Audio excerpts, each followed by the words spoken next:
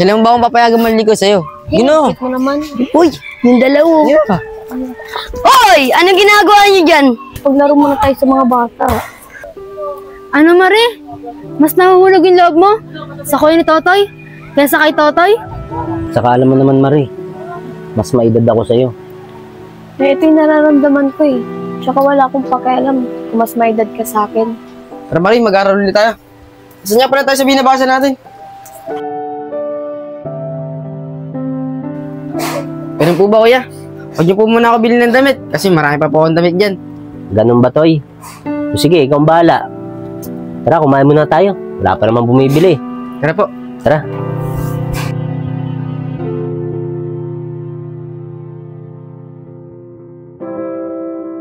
Boss, maraming salamat po. Paano pre? Una na ako. Sige, pre, ingat. Oh, Bandy, sahod mo. 2,000 yan. Boss, gusto mo sayin kita, boss? O sige, masahin mo ako. Boss, bakit po kulang yung sahod ko? Eh, buo naman po yung araw ko. Saka linggo, pumasok naman po ako. Saka 1,000 lang naman po yung balik ko, ah. Ah, kaya yung pera mo, 2,000. Kinaltas ko na yung binigay sa'yo ng anak ko ng damit. Yung binili sa'yo, mamahalin yun. Pero boss, hindi naman po ako sa kanya nagpabili ng damit eh. Saka, kung saan niya pong binigay sa akin yung damit na yun. Bandy, alam ko naman practical na kayo eh. Gumagamit na kayo ng utak dahil sa estado ng buhay nyo. Gumagawa kayo ng pera. Eh Randy, ito lang masasabi ko sa'yo. Layo mo yung anak ko.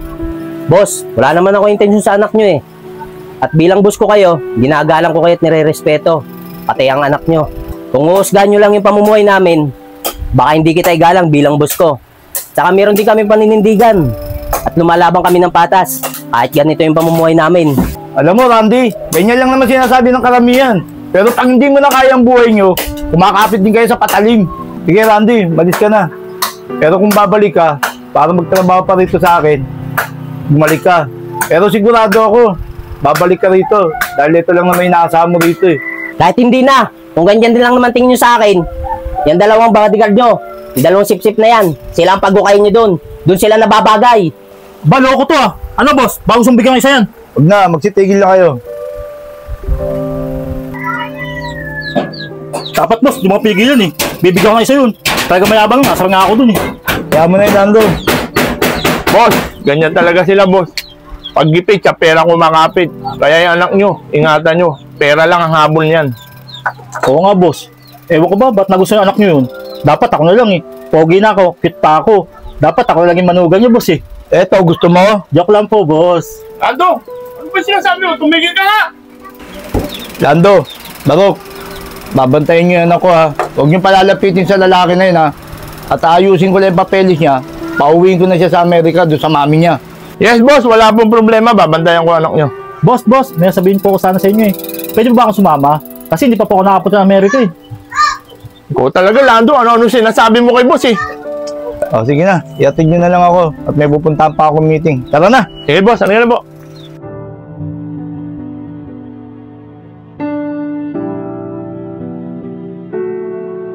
Toy, ikaw mo nang bahala dito sa bahay ha, saka sa tindahan. Gahanap muna ako ng bagong trabaho. Sige po kuya, kami na pong bahala din sa bahay. O sige, halis na ako ha. Po. Toy, alam mo bakit natanggal yung kuya Randy mo sa trabaho? Sabi ng tatay ko, dahil daw kay Marie. Ano? Dahil kay Marie? Bakit naman? Toy, alam mo ba, hindi ikaw ang gusto ni Marie. Kuya mo pala. Sabi ng tatay ko, binilang pa daw ni Marie ng bagong damit at mamahalin pa. Kaya pala eh. Kaya pala may bagong damit si kuya. Sabi niya, sa ukayo ko niya dumili. Kaya pala pupunta dito si Marie. Hindi pala dahil sa akin, dahil sa kanya. Si kuya, naglihim pa sa akin. Wala mo na akong magagawa eh. Mas si kuya gugustuhin ni Marie. Kaso, mas malayo sila ng edad. Mas matanda si kuya at bata si Marie. Toy, ano ka ba? Wala namang pinipiling pag-ibig eh. Patanda o bata, pwede mong ibigin. Oh, Rawi, tama ka nga. Wala akong magagawa kung siya talaga ang gusto ni Marie. Kuya ko siya eh. Mahal ko siya.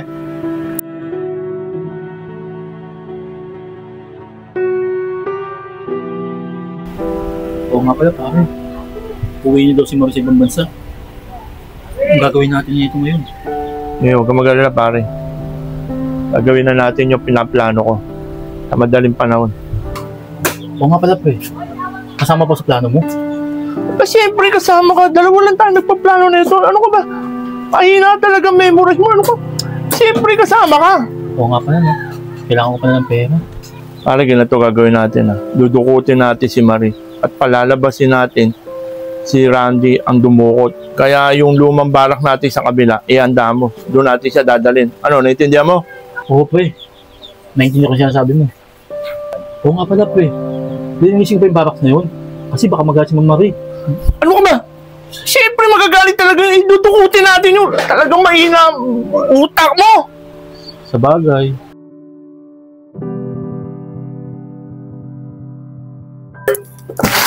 Saan ba yun? Rami, ba sinabi ko sa'yo punta mo yung gamit ko doon sa may barracks? Hindi mo ba kinukuha yun? Uy, Rami! Ano ba nangyari sa'yo? Ba't nakatulala ka dyan? Tay, narinig ko po. Sa tao po ni boss. Pero po silang masamang balak kay Kuya Randy. Ano? Totoo ba yung sinasabi mo, Rawi? Sabi ko na hindi talaga mapapagkatiwalaan yung dalawa na yun Kailangan malaman to ni Randy. Diyan ka muna, pupunta ko si Randy, kailangan niya malaman to. Sige po tay, ingat ka po dyan Sige. Lando, sigurado ka ba rito daraan yun? Oo, pre. Sigurado ako. Dito dumadaan yun. Yan na, pre. Pakating na, pre. Ang hirap pala maghanap ng trabaho.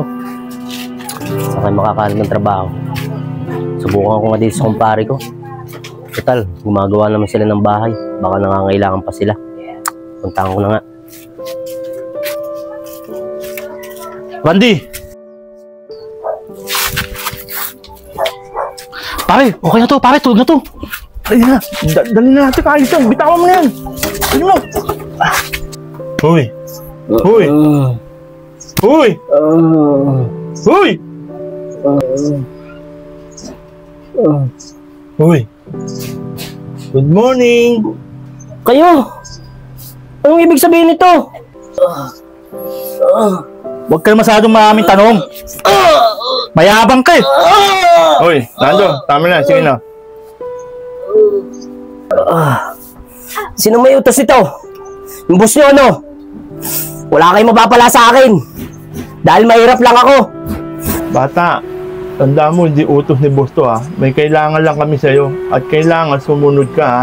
Kung hindi, baka di ka na lumabas dito. At baka madamay pa kapatid mo. Kawawa naman. Ha? Ha? Ano? Ha? Bakit nyo idadama yung kapatid ko? Tsaka ano ba kailangan nyo sa akin? Tsaka wala naman ako kasalanan sa inyo Simple lang, bata. Lando yung cellphone. Bakit po? Oh, nakikita mo to. Tawagan mo si Ma'am Marie. At sabihin mo sa kanya, magkita kayo sa lugar na to. Ganyan lang gagawin mo. At tapos, kami nang bahala. Walang masasaktan. Hindi masasaktan ang kapatid mo. Ha? Ha? That's right. Ano? Okay ba? Sinasabi ko na nga ba Kayo talaga mga bantay sa lakay ni boss. Kayong tunay talaga mukhang pera. Wala tayong magagawa Sa patalim lang kami kumakapit. Alam mo naman, mahirap rin kami. Kaya, makisama ka na lang, ha? Ha?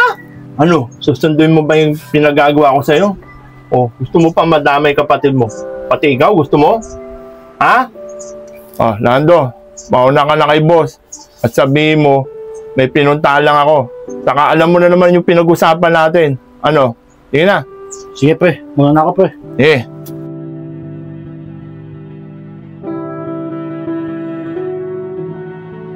Oh, Lando, siya nga pala. Si Barok nga pala, nasaan? Oo nga pala, boss. Pinasasabi nga pala ni Barok na uwi mo daw sa pamilya niya, boss. Siguro, baka matagal pang bumalik yung boss. Ganun ba, Lando? Sana man lang nagsabi siya sa akin. Sana nabigyan ko siya ng pera para may pang-uwi siya sa pamilya niya. Naku, boss. Hindi magkasabi sa inyo, boss. Maayain ho yun Saka, boss. Kung gusto niyo, boss, yung bibigyan sa kanya. Sa akin lang, boss. Kasi kailangan ko ng pera Ay, nako, Lando. Sige, mamaya na lang. Bibigyan kita ng pera. Salamat, boss, ha. Daddy, alis po muna ako. Mag-shopping lang po ng mga klase ko. Ganun ba, Marie? Gusto mo pati na kita sa driver? Daddy, wag na po. May kasabay naman po mga klase. Oh, sige, mag-ingat na lang kayo, ha. Sige po, Daddy. Diyan na po ako. Oh, sige. Lando, alam mo na gagawin mo, ha. Sundan mo yun. Yes, boss. Your number 2. Hello? Sino to? Marie, ako to si Randy. Oh, Randy. Hindi ka na pa nagkatrabaho kay Daddy ah. Kamusta ka na? Okay lang ako, Marie. Saka pala, Marie, pwede ba tayo magkita? Kasi meron lang ako importante sasabihin sa'yo. Ah, ganun ba, Randy? Sige, saan ba? Doon sa lumang bodega ng daddy mo, doon tayo magkita. Sige.